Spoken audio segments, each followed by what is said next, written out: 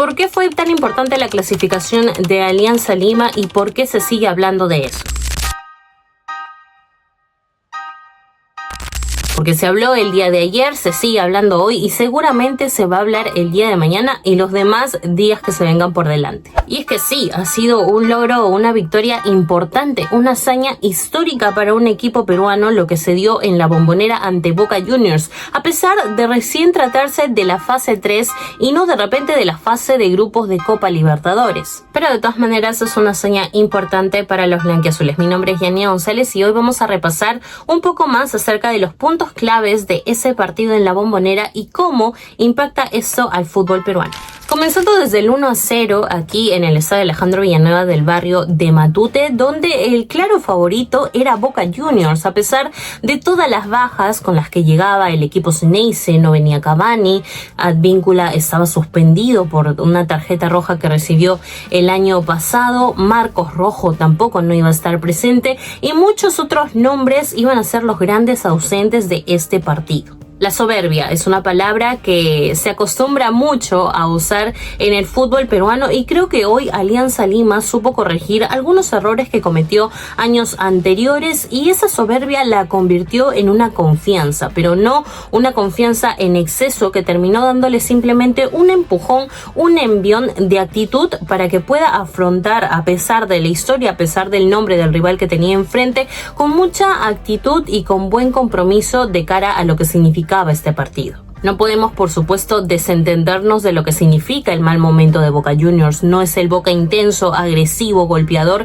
que de repente te atacaba rápidamente en años anteriores. Y es por eso que en Matute se les hizo un poco más fácil, sobre todo por estas ausencias que ya mencionamos anteriormente que tenía el equipo de Fernando Gago. Si hablamos futbolísticamente, por lo menos en ese partido en Matute, Alianza sí fue completamente superior. Yo no entiendo de dónde Gago sacó la conclusión de que ellos habían tenido el control del partido cuando fue Alianza quien lo tuvo. Figuras como Pablo Cepelini, el propio Hernán Barcos, que siempre demuestra su jerarquía, las bandas con Neri Castillo y Kevin Quevedo, que son de las fortalezas más importantes que tiene ahora el conjunto de Néstor Gorosito, fueron los que más resaltaron y por supuesto una línea defensiva que mantuvo un orden correcto ante cualquier posibilidad de ataque que pudiera tener el equipo de Boca. Pero ahora, el marcador quedó con un 1-0 a favor del equipo de Alianza Lima.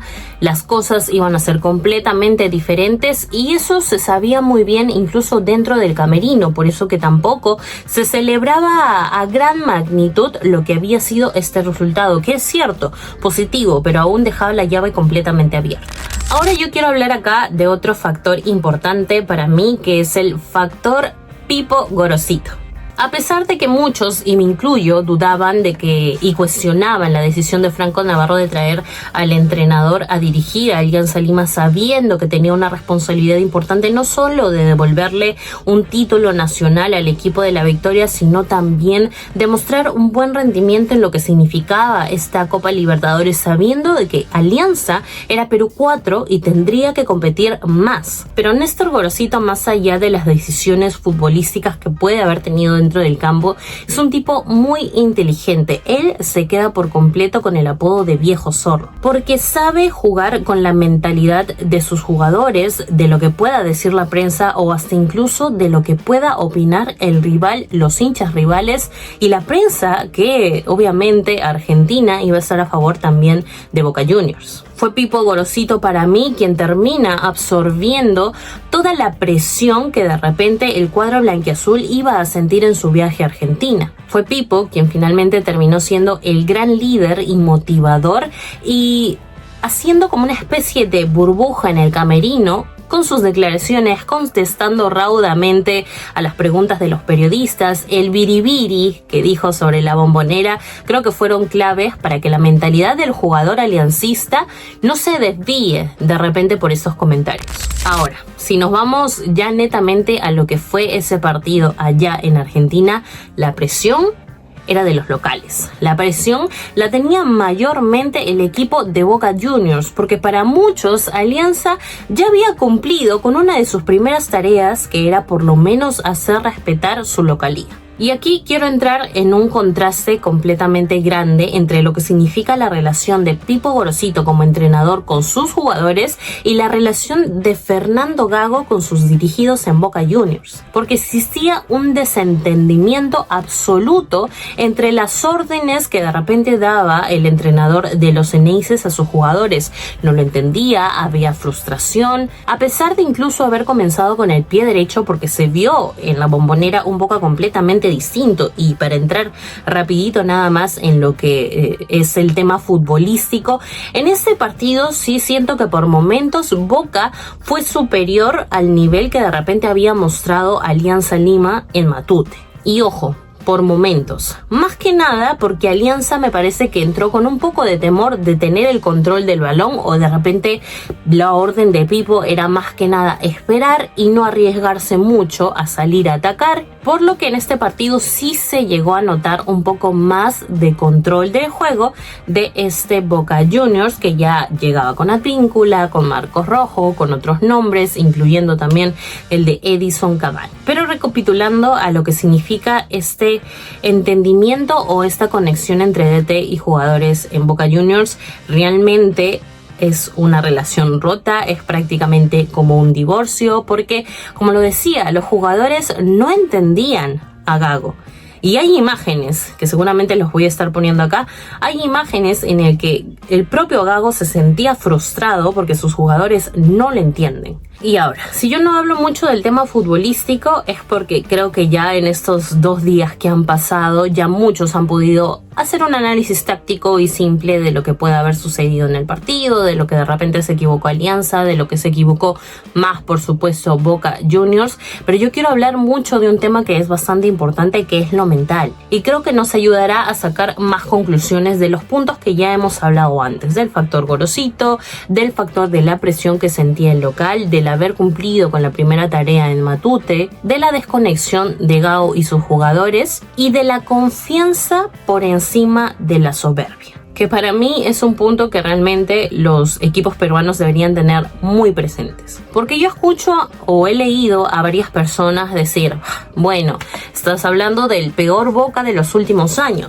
Pero es que hay muchos que no se acuerdan de repente, y yo sé que es un episodio que quizá los propios aliancistas no quieren acordarse, pero se olvidan de lo que pasó con Alianza Lima cuando le tocó enfrentarse a un equipo como Estudiantes de Mérida en esa época, en la que entrenaba por Zoom, en la que pasaba por problemas sociales muy fuertes, en la que pasaba también por problemas económicos, y aún así, ¿qué pasó? El equipo venezolano terminó consiguiendo la victoria y eliminando a Alianza Lima. ¿Por qué? Porque la soberbia termina ganando en ese partido. Todo, absolutamente todo lo contrario a lo que pasó en este juego, con una actitud discreta, sin lanzar mucho humo, como se podría decir. El equipo de Alianza Lima llegó de manera bastante seria, con un Pipo que ya se había absorbido absolutamente todo lo que se decía externamente. Boca fue esta vez el equipo que terminó cometiendo el fatal error de demostrar una confianza excesiva. Así que por más que haya sido el peor Boca de los últimos años, no se puede desmerecer el trabajo que viene haciendo Alianza Lima en esta Copa Libertadores, que espero siga por la senda positiva. Ahora, ¿por qué es tan importante eso en el fútbol peruano? ¿Por qué se sigue hablando de este Alianza Lima? ¿Por qué se habla también de un Melgar que podría conseguir la misma clasificación a la fase 3? De hecho, este video lo estoy grabando unas horas antes de ese partido de Melgar y espero de que sí pueda conseguir la clasificación. Pero es que si Alianza y Melgar pasan, van a ser 4 los equipos que estén en una fase de grupos de Copa Libertadores. Obviamente después de haber superado la fase 3. Pero imagínense que tanto Melgar le gane al equipo siguiente que le toca y lo mismo también con Alianza Lima. Repito, van a ser 4. Algo que históricamente en el fútbol peruano nunca se ha dado. La única vez y la última vez que 3 equipos peruanos estuvieron en fase de grupos fue en el formato anterior. En el año 2010, cuando todavía había presencia de equipos mexicanos en la Copa Libertadores, fueron Juan Aurich, Alianza Lima y Universitario de Deportes los equipos que estuvieron en fase de grupos. Es más, tanto Alianza como la U llegaron hasta octavos de final. Es ahí donde Alianza Lima hace el histórico 4-1 ante Estudiantes y Universitario consigue victorias ante Lanús y ante Blooming. Eso respecto al punto histórico, pero si vemos el lado económico, que es algo que no podemos dejar de lado, el seguir avanzando etapas son diferentes premios. Y seguir en carrera, incluso en Copa Sudamericana, lo que implican 3 partidos más, 3 taquillas más y más inversión del sector privado, que es algo que realmente al deporte peruano en general le falta muchísimo, pero ya vamos a entrar en detalle de ese tema en otro video. Pero es que sí, el factor económico realmente importa porque estamos hablando de un ingreso, una inyección importante que podría ayudar a que el nivel del fútbol peruano aumente. Ahora, es cierto que va a depender mucho de las decisiones que se tomen en cada club, pero por lo menos algo mejor de repente se podrá hacer en invertir, no sé, en las bases, en menores, en infraestructura, en propios fichajes del extranjero que podrían elevar nuevamente el nivel del fútbol nacional. Y por supuesto el otro punto es volver a poner el fútbol peruano en los ojos de Sudamérica. Y ni siquiera solo Sudamérica, porque hay muchas personas alrededor del mundo que son amantes del fútbol sudamericano en sí y que les gusta ver la Copa Libertadores, la Copa Sudamérica. Obviamente hay scouts en todo el mundo que también ven estos mercados para tratar de fichar a los jugadores y llevarlos a Europa. Entonces estamos hablando de darle mayor visibilidad al mercado peruano. Recientemente hemos tenido la salida de Jefferson Cáceres al Sheffield United, que lo viene haciendo muy bien en la Sub-21 ya con 2 goles. Y es un jugador que salió de Melgar. Un Melgar que va a jugar esta Copa Libertadores, un Melgar que trabaja mucho en su reserva y que puede exportar elementos hacia el extranjero. ¿Y por qué no lo podría hacer Alianza Lima también? Con jugadores como de repente Eric Noriega, como el propio Quevedo, que podría encontrar otra oportunidad para emigrar al exterior, y así en el caso de los demás equipos. Es por eso que es tan importante y tan vital que los peruanos sigan avanzando en estos torneos internacionales. Y bueno, muchachos y muchachas, estas son algunas de mis conclusiones, no tan futbolísticas de repente. No me he enfocado mucho en análisis porque, como lo vuelvo a repetir, ya se ha hablado mucho de eso. Yo creo que después del partido entre Sporting Cristal y Alianza Lima voy a hacer un video para analizar tácticamente, técnicamente, los sistemas de juego, el estilo de cada entrenador de acuerdo al resultado que pueda salir ese sábado. Pero siempre es bueno también darle otro enfoque a cada partido, porque el partido no son solo 22 jugadores corriendo detrás de la pelota, sino que implica mucho más en lo que sale desde la banca y desde afuera. Así que si les gustó el video, déjame tu like, déjame también tu comentario, cómo crees que les siga yendo a estos equipos, a Melgar, a Alianza. Se viene también la Copa Sudamericana, vamos a tener enfrentamientos entre peruanos. Y lo importante, por supuesto, es que si realmente eres un hincha de verdad del fútbol peruano, no importa el color que lleves, sino que importa el Perú. Mi nombre es Janina González, soy periodista deportiva y aquí en mi canal vas a encontrar mucho más contenido de este tipo.